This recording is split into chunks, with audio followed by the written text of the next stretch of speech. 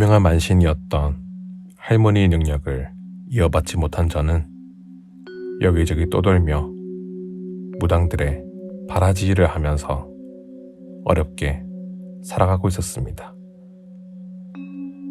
할머니 능력 중 유일하게 물려받은 것은 귀신을 본다는 것 뿐이었습니다. 저의 그런 기이한 면을 알고 바라지를 맡긴 무당 중에는 신발이 엄청난 무당들도 있었지만 그와는 반대로 신발이 거의 없어서 애를 먹는 무당들도 덜어 있었습니다.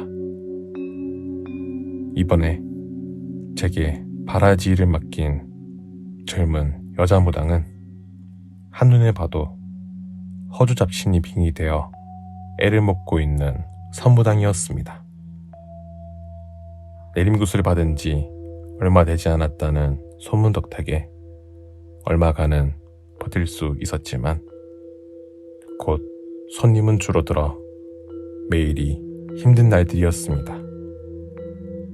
귀한 일이 시작된 그날은 아침부터 비가 내려 축축하고 어두컴컴한 날이었습니다. 오전이 다 지나도록 손님이 단 한 명도 오지 않자 주방 아주머니는 비도 오는데 부추전을 구워서 막걸리라도 먹자며 제안을 했습니다.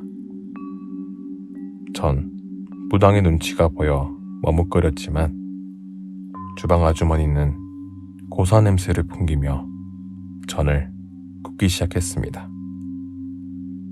밤이 되어 조금씩 내리던 비가 세차게 내리기 시작할 때쯤 양복을 입은 창백한 얼굴의 젊은 남자가 와서 점사를 봐달라며 부탁을 했습니다. 그 남자의 등에는 기가 막히게도 푸석하게 얽어져 엉망이 머리카락에 눈알이 없는 것처럼 기괴한 여자 귀신이 거머리처럼 달라붙어 있었습니다.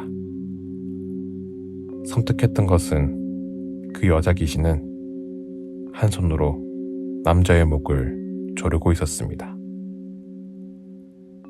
저는 고개를 돌려 그 귀신을 외면한 채 오랜만에 온 남자 손님에게 따뜻한 부추전을 대접했는데 남자는 음식에는 손도 대지 않고 물끄러미 바라보기만 할 뿐이었습니다. 젊은 남자의 사연은 기이한 면이 있었습니다. 어릴 적부터 사귀었던 여자친구가 있었는데 결혼을 한 달 앞두고 병에 걸려 세상을 떠났다고 했습니다. 아마도 등에 달라붙어 있는 그 여자 귀신인 듯 했지만 저는 모른 척 했습니다.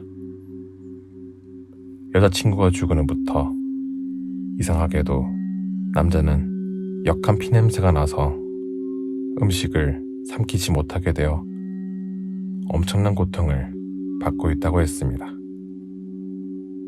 그러고 보니 젊은 남자의 얼굴은 핏기가 하나도 없는 것이 마치 죽은 사람의 낯빛처럼 보였습니다. 남자가 돌아간 뒤부터 무당의 고민은 시작되었습니다. 돈은 얼마라도 상관없으니 음식을 삼킬 수만 있게 해달라는 남자의 부탁은 어려운 형편에 처해 있는 무당에겐 거절할 수 없는 솔깃한 제안이었습니다. 그날 이후 무당의 행동은 눈으로 보고도 믿기 힘들 만큼 오싹하게 변해갔습니다.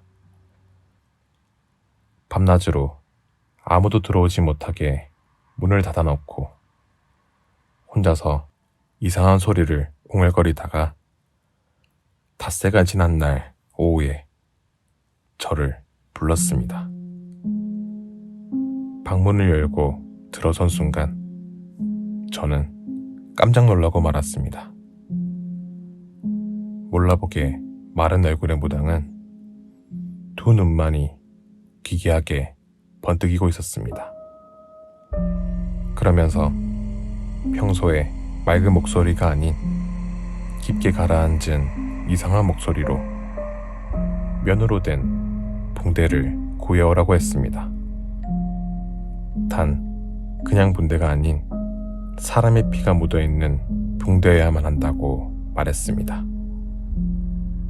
저는 무당의 말을 거절할 수가 없어서 어쩔 수 없이 손가락 끝에 작은 상처를 내어 제 피를 묻힌 붕대를 가져다 주었습니다. 그날 밤 자정을 간 넘긴 시각이 되자 무당의 방에서 괴이한 주문을 외우는 소리가 들려왔습니다. 저는 깜짝 놀라 무당의 방문 앞에서 이상한 주문 소리를 듣고 있었습니다. 무당은 제가 서 있는 걸 알기라도 한 듯이 갑자기 방문을 벌컥 열었습니다. 방 안에는 눈을 허옇게 뒤집어 부릅뜬 무당과 소복을 입은 여자가 있었습니다. 소복을 입은 여자는 목이 부러져 기괴하게 꺾인 모습의 망자였습니다. 무당은 눈앞의 망자를 보지도 못하면서 제 피가 묻은 붕대를 주며 눈에다 감으라고 했습니다. 그 순간 무당이 저를 원기를 담는 그릇인 영매로 쓰려는 것을 알게 되었습니다. 제가 주저하며 망설이고 있을 때 며칠 전에 왔던 젊은 남자가 조용히 집 안으로 들어왔습니다. 남자의 등에는 지난번에 보았던 여자 귀신이 여전히 남자의 목을 조르고 있었습니다.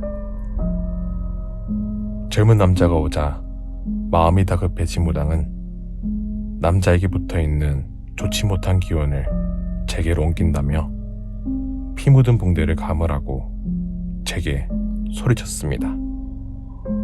저는 도저히 참을 수가 없어 무당에게 사실대로 말했습니다. 남자의 등에 죽은 여자친구의 귀신이 붙어있고 방 안에는 또 한 명의 목이 부러진 여자 귀신이 있어 한 명만 몸에 담는 영매를 하게 되면 나머지 한 명의 귀신이 누군가에게 빙의되어 큰일이 생긴다고 말했습니다. 하지만 귀신을 보지 못하는 무당은 제 말을 믿지 않고 고래고래 고함을 치며 화를 냈습니다.